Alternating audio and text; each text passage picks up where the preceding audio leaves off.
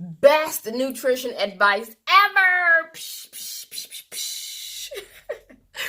I have been in the fitness and nutrition field for the past 12 years. I've seen hundreds of clients. We've lost thousands of pounds, gained hundreds of pounds of muscle, all of that good stuff. Through my clients' experiences, through my own personal journey, I can submit to you that the best and my highest recommended style of nutrition and style of eating is a low-carb diet. Now, the reason I say a low-carb diet, okay? Number one, your body does not need to consume glucose and carbohydrates in order to survive. There's not one cell in the body that only focuses or functions off of glucose. Now, you might say, well, wait a minute, coach, hold up. I done heard that the brain can only function off of this. Not true, okay? Find a study.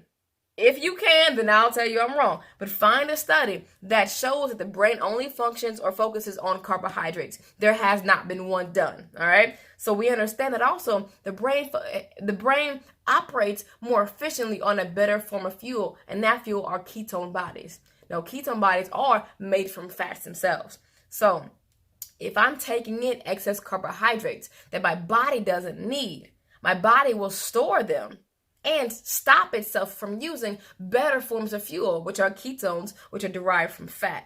You see that? You see how, right?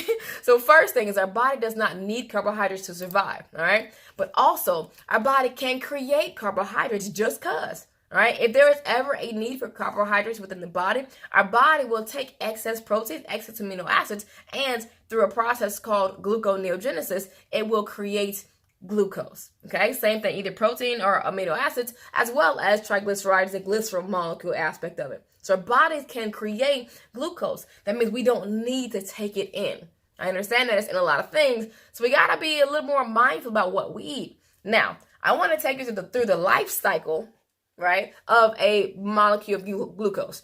You eat a French fry. You went to McDonald's, whatever. You eat a French fry. What happens? French fry goes to your digestive system, yada, yada. It gets into your bloodstream. You've got one glucose molecule in your bloodstream. Now, because glucose has been sensed in your bloodstream, your pancreas says, hey, all right, it's time to secrete insulin. Insulin is a storage hormone.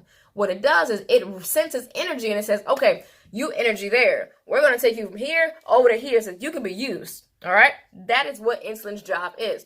So as insulin matches up with that glucose, it says, hey, let's find a cell to go through. Insulin and the glucose, they travel on down the road and they go to a muscle cell. They say, excuse me, Mr. Muscle Cell, knock, knock, knock. Can you let me in, please? The muscle cell was just like, I don't have enough space. You gave me carbs at breakfast. You gave me carbs at lunch, dinner, the dinner before, lunch before, breakfast before. I'm full. I don't have any more room. And then, slams the door in your face, okay? Glucose then travels from any muscle cell ever, right? And then moves on to the liver and says, knock, knock, knock. Excuse me, Mr. Liver, can I come in? I really just want to be stored. I really need a place to go. And the liver cell was just like, I'm sorry, I don't have any room. I cannot store you inside because you already ate too much. And I've got too much more glucose in here that I'm already trying to deal with since you don't exercise enough and I can't use it. So I'm mad at you. And no, I'm closing my door. And another door slams in your face. Then insulin is so determined, it is saying, hey, you, sir, Mr. Glucose, are going to be used as energy. So I'm going to take you somewhere where I know that they will take you. They will accept you. So insulin and glucose, they just travel on their merry way, hand in hand, and they arrive at a fat cell. And they go to knock on the door, and they can't even knock. Fat cell opens the door, swings it wide open, and says, hey, come on in. Your fat cells are like that random uncle at family reunions that is always welcoming who you don't know who it is. They will always let you in. Now, notice muscle cells and your liver cells, every other cell in your body outside of fat, it has a maximum amount of glucose that can be stored. So, well, coach, what happens if I've passed my limit of what the muscle or what my liver can store glycogen? Then again, it goes to the fat cell. Well, coach, does it have a maximum or a limit? No. Fat cells have no limit on how much energy that they can store. They have no limit whatsoever. This is where you see those extremely obese people that my 600-pound life. That is how that happens, because the excess glucose can't go to muscle, it's full. Can't go to liver, it's full. But fat is open and welcoming. So what we need to do is reverse that process. Fat can be used as fuel, but only in the presence of low glycogen, of low carbohydrates. So in order for our huge fat stores to be used as energy, we need to, number one, stop taking in so much carbohydrates, okay? If we stop taking in so much carbohydrates, part one, our body, when we exercise, when we increase our activity, our bodies will begin to utilize our stored forms of muscle glycogen and liver glycogen as energy. Once our bodies burn through that, then, hey, energy starts to knock on the triglyceride says, excuse me, can I use some of that? And it's like, sure, go ahead, I've got plenty.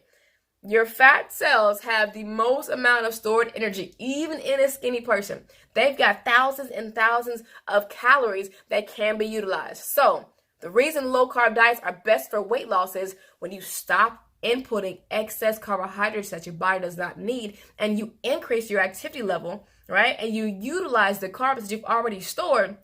That's going to lower your glycogen stores. Then, once that's out the way, your body can start to burn through this vast arena of fat cells. This is why I am submitting to you that a low-carb diet is the best style of nutrition that you can eat for health and for weight loss.